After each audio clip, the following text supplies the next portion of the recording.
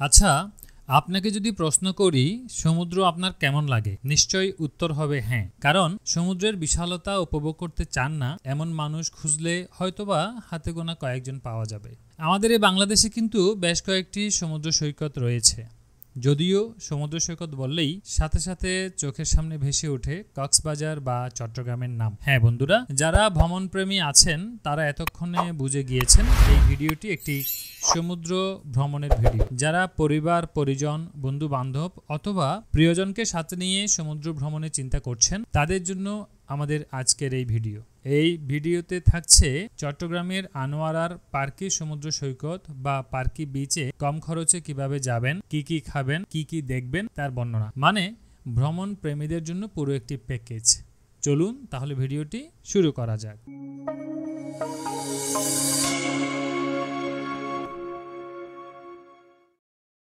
আমাদের যাত্রা শুরু হয়েছে চট্টগ্রামের মজ্জারটেক থেকে। কর্ণফুলী নতুন ব্রিজ থেকেও বাস, সিএনজি পাওয়া যায়, তবে আমরা যাব মজ্জারটেক থেকে। এখান থেকে 300 টাকা করে 600 টাকায় আমরা দুটো সিএনজি ঠিক করলাম পার্কি বিচ।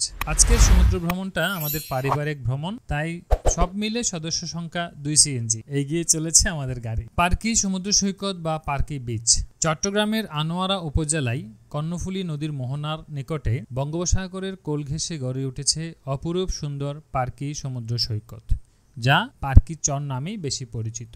চট্টগ্রাম শহর থেকে 20 কিলোমিটার দক্ষিণে আনোয়ারা উপজেলায় অবস্থিত এই পার্কি সমুদ্র সৈকত।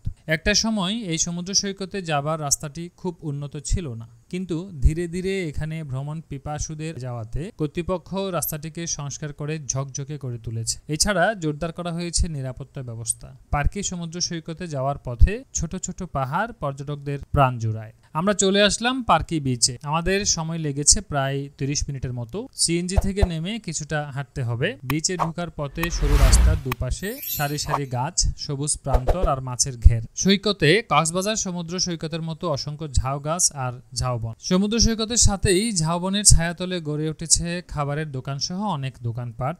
আমরা বালুচরে এসে একটি দোকান ঠিক করলাম, যেখানে আমরা আমাদের জিনিসপত্র রাখবো এবং খাওয়া দাওয়া করব।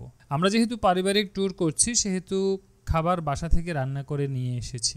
এখানে দোকানগুলোতে আপনারা জিনিসপত্র রাখতে পারবেন এবং খাওয়া দাওয়া করতে পারবেন, তবে কিছু টাকা তো দিতেই হবে। এই দোকানটির মালিকের নাম ইলিয়াস, তিনি আবার এখানকার পাবলিক টয়লেটের ইজারাদার। আমরা চা খাবো, তারপর সমুদ্র দর্শন করে করব সমুদ্র স্নান।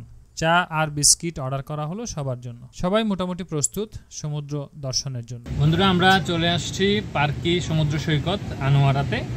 তো এই যে একটি দোকান আমরা অবস্থান করছি। এই দোকানে মোটামুটি আমাদের আজকে আশ্রয়স্থল, অবস্থানস্থল। এখানে অনেক কিছু পাওয়া যায়, চা কফি থেকে শুরু করে লাঞ্চ থেকে শুরু করে অনেক কিছুই পাওয়া যায়। আপনারা আসলে এখানে এগুলো পাবেন। আমরা গতবারও আসছিলাম ইলিয়াস ভাইয়ের দোকানে। এখানে ইলিয়াস ভাইয়ের দোকান বললে একদম পেয়ে যাবেন। এটা একদম ইজি হচ্ছে, ঢুকে মাত্র পাবলিক টয়লেটের পাশে, এবং ইলিয়াস ভাই এই পাবলিক টয়লেটের ইজারাদারও। তো আমরা হালকা কিছু খাওয়া দাওয়া করছি, বিস্কিট আর চা। বিস্কিট চা খেয়ে এখন আমরা আস্তে ধীরে সমুদ্র দর্শনে যাব। সমুদ্র স্নানের পোশাক পরে শুরু হলো আমাদের সমুদ্রের দিকে যাত্রা। এখন সময়টা দুপুর, সমুদ্রে জোয়ার। এই সি চেয়ারগুলোতে বসতে হলে প্রতি ঘন্টায় গুনতে হবে 50 টাকা করে। সমুদ্রের বড় বড় ঢেউ দেখে সবাই আনন্দিত, তবে বেশি খুশি মনে হয় ছোটরা। আসলে ছোটদের খুশিতে তো আমাদের খুশি। শুরু হলো সবার সমুদ্র স্নান। বন্ধুরা, সমুদ্রের গর্জন, এই বিশালতা আপনাদের খুবই ভালো লাগবে। আমরা ঘুরছি, খুব মজা করছি। যেহেতু ব্লগটা আজকে সপরিবারের, খুব মজা হচ্ছে। তো আপনারা যারা আসবেন খুব এনজয় করতে পারবেন। আমরা আর একটা এনজয় করছি, চলুন। খুবই মজা হলো, সবাই আনন্দ করে সমুদ্র স্নান করলো। এবার খাওয়া দাওয়ার পালা। যেহেতু বাসা থেকে খাবার রান্না করে আনা হয়েছে, সেহেতু খরচের হিসাবটা আপনাদেরকে দিতে পারছি না। তবে এটা ঠিক যে কোনো পর্যটন এলাকায় খাবারের দামটা তুলনামূলক একটু বেশি থাকবেই। তাই আপনারা যদি পারিবারিক ভ্রমণ করেন, সম্ভব হলে আমাদের মতো বাসা থেকে রান্না করে নিয়ে আসতে পারেন। বন্ধুরা, আমাদের সমুদ্র স্নান শেষ। আমাদের এখন খাওয়া দাওয়ার পালা। বাসা থেকে আসার সময় রান্নাবান্না করে আনা হয়েছে, আমরা এখন খাবো। তো আপনাদেরকে খাওয়াটা দেখাচ্ছি। খাওয়ার পরে মূলত আমরা এই এলাকাটা একটু ভালো করে আপনাদেরকে ঘুরে দেখাবো। চলুন আমরা এখন খাই। প্রাকৃতিক পরিবেশে মজা করে ঘরোয়া খাওয়া দাওয়া করা হলো। খাওয়া শেষে আমরা বের হলাম পার্কি বিচ এলাকা দেখতে। একদিকে ঝাউবন আর সবুজের সমারোহ, আর একদিকে নীলাভ সমুদ্রের বিস্তৃত জলরাশি আপনাকে স্বাগত জানাবে পার্কি সমুদ্র সৈকতে। আর সমুদ্র তীরের মৃদুমন্দ বাতাস আপনার মনকে আনন্দে পরিপূর্ণ করে দেবে নিমিষেই। সৈকতের নগরী চট্টগ্রাম, অনেক সৈকতের মাঝে এটি একটি প্রাকৃতিক সৈকত। এখানে লাল কাঁকড়া, ঝাউবন সহ অসংখ্য প্রাকৃতিক বৈচিত্র্য পার্কি বিচ পর্যটকদের প্রাণ জুড়াবে। এছাড়াও রয়েছে সমুদ্রে ঘুরে বেড়ানোর জন্য স্পিড বোট, সমুদ্রের তীরে ঘুরে বেড়ানোর জন্য সি বাইক আর ঘোড়া। এই জন্য অবশ্যই আপনাকে নির্দিষ্ট ভাড়া গুনতে হবে, তবে অবশ্যই দরদাম করে নেবেন। সেই সাথে রয়েছে নাগরদোলা, নৌকা সহ বিভিন্ন ধরনের রাইড।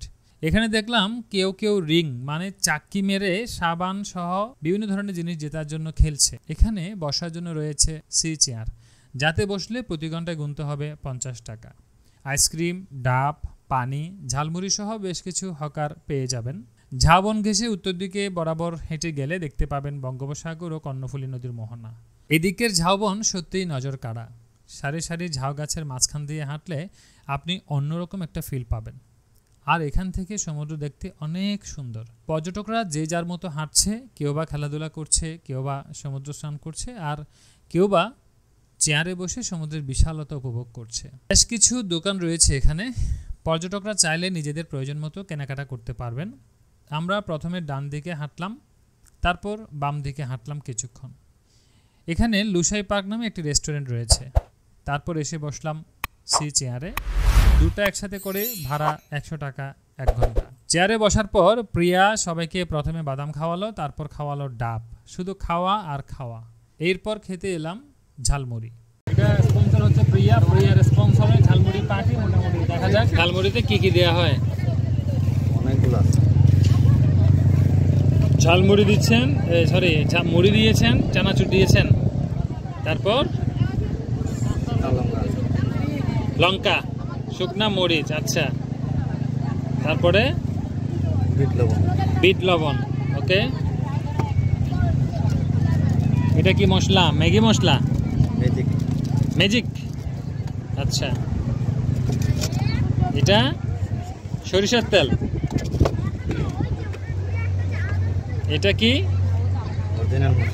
অরিজিনাল মশলা।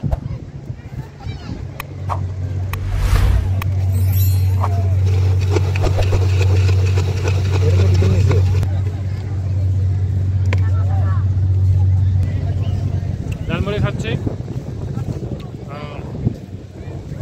টেস্ট ভালো, কারণ সূর্যাস্ত হয়ে যাচ্ছে, হয়ে গেছে অলরেডি। Super test.